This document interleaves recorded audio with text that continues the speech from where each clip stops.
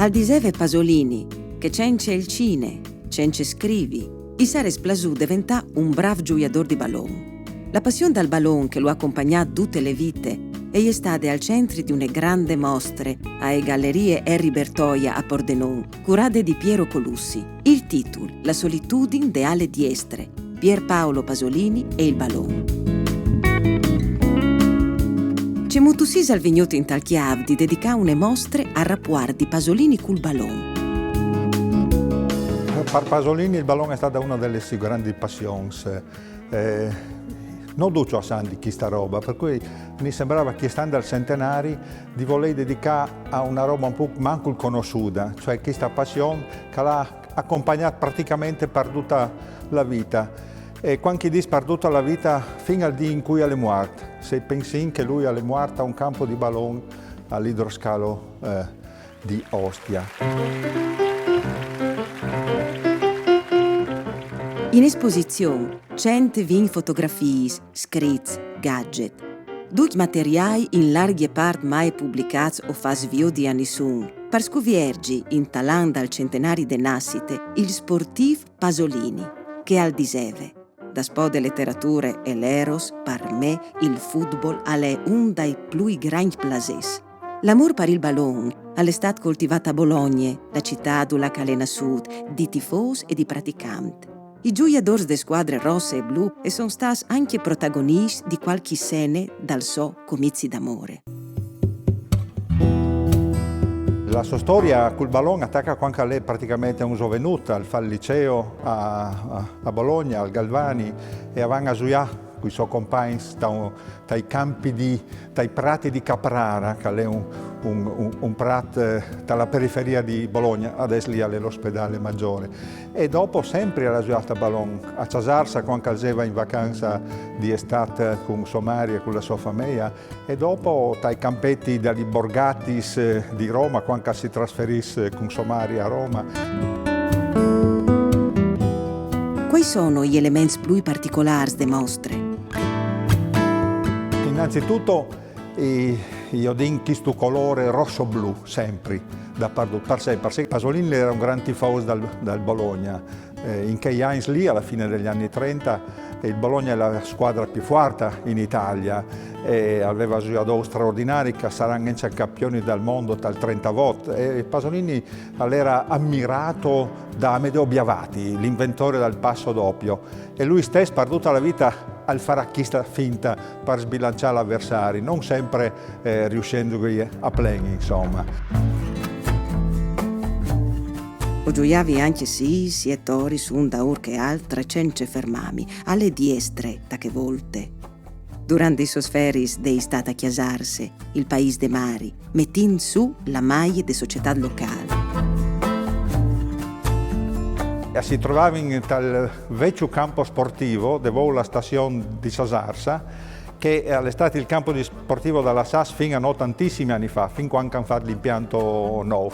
E lì si trovava sia a giocare con la squadra, ma soprattutto dopo che ero in giù a fare il bagno al Tilimin con i suoi amici, quando tornavano, si fermavano lì e con il ballon che aveva portato Pasolini da Bologna, si mettevano in semicerchio e si passavano la balla e dopo a turno a tiravano in porta.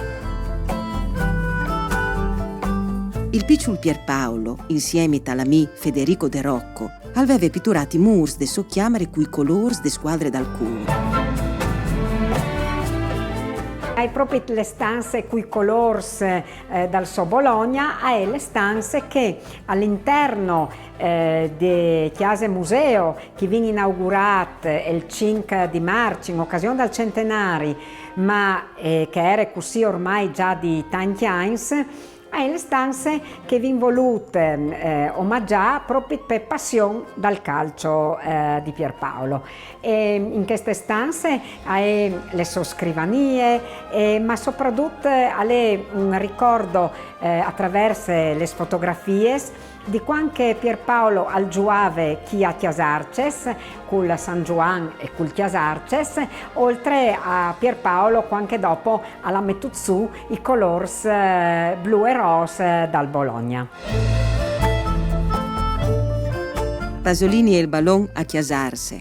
è stato protagonista con tanti parts, gioiadori, giornalisti.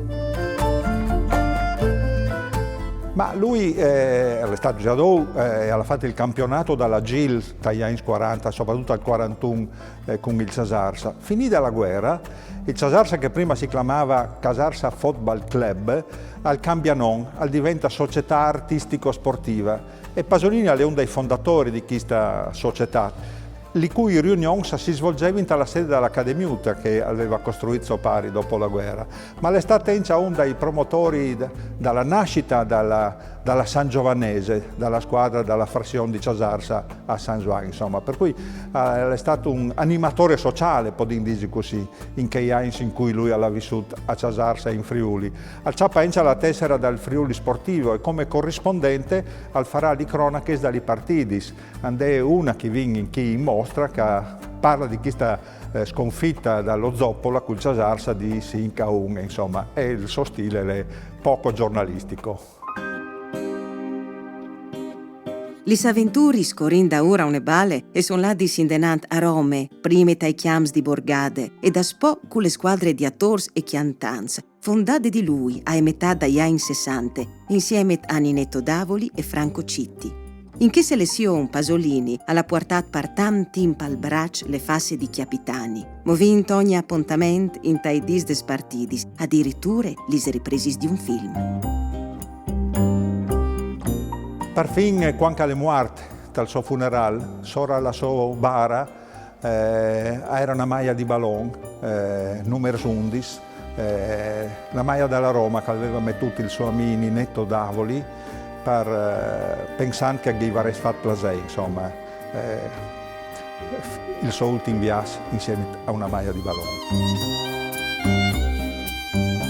A tanchi, al puesto mea strani, che un intellettuale di quel livello al voles bene a un gioco così popolare. Perché noi sal strani, proprio per noi?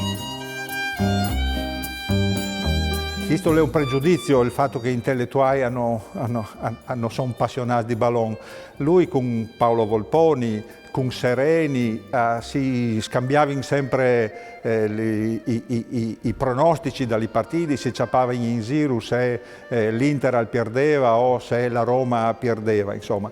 Ma per Pasolini il calcio è stata una roba tremendamente seria, ha scritto dei saggi tipo Il linguaggio del calcio, in cui mette a confronto il linguaggio che tu ci parli, che lui ha diviso in linguaggio di prosa e in linguaggio di poesia, e lo mette a confronto con che sono i giocatori. E adesso sono i giocatori di prosa, e al fa degli esempi come Rivera, come Bulgarella, insomma, i registi in genere, e i giocatori di poesia. E i giocatori di poesia sono gli attaccanti che fanno gol, e parla appunto di Mazzola, di Riva, insomma, di che a quel tipo, insomma, erano i capocannonieri.